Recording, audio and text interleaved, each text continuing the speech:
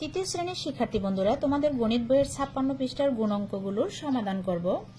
প্রথমে একটি অঙ্ক আছে, 17কে 68 দিয়ে গুণ করতে বলা হয়েছে। এই 17কে বলা হয় গুণ্য, এটাকে বলা হয় গুণ্য। আর যে সংখ্যাটা দিয়ে আমরা গুণ করব এটার নাম হচ্ছে গুণক। আর গুণ করে যে ফলটা পাবো সেটার নাম হবে গুণফল।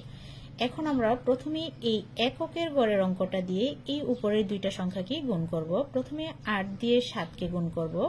7 8 56, 56 6, হাতে আছে 5। এবার 8 দিয়ে 1কে গুণ করব। 8 একে 8 আর হাতের 5 যোগ করলে হবে 13।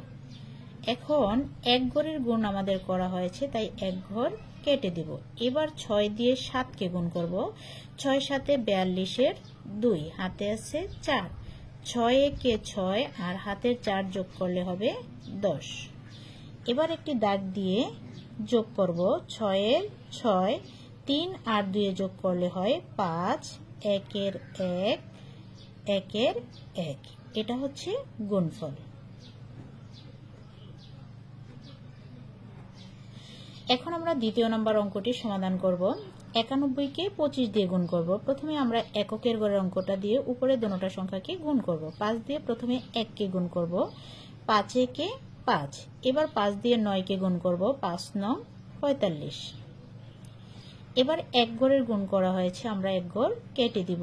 এবার 2 দিয়ে 1কে গুণ করব। 2 একে 2। এবার 2 দিয়ে 9কে গুণ করব। 9 দুগুণে 18।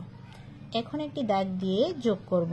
5 এর 5, 9 আর 2 যোগ করলে হয় 11, 11 1, হাতে আছে 1, 8 আর 1 9, 9 আর 4 যোগ করলে হয় 13, 13 3, হাতে আছে 1, 1 আর 1 যোগ করলে হয় 2। এবার আমরা তৃতীয় নম্বর অঙ্কটা সমাধান করব। 54কে 20 দিয়ে গুণ করব। প্রথমে আমরা 0 দিয়ে এই দুটো সংখ্যাকে গুণ করব। 0 দিয়ে যদি 4কে গুণ করি, 4 এর 0 0। এবার যদি 0 দিয়ে 5কে গুণ করি, 5 এর 0 0। এখন এক ঘরের গুণ করা হয়েছে, এক ঘরে আমরা একটা 0 দিব। এবার 2 দিয়ে 4কে গুণ করব। 4 দুগুণে 8। এবার 2 দিয়ে 5কে গুণ করব। 5 দুগুণে 10। এখন একটি দাগ দিয়ে যোগ করব। 0 এর 0, 8 এর 8, 0 এর 0, 1 এর 1।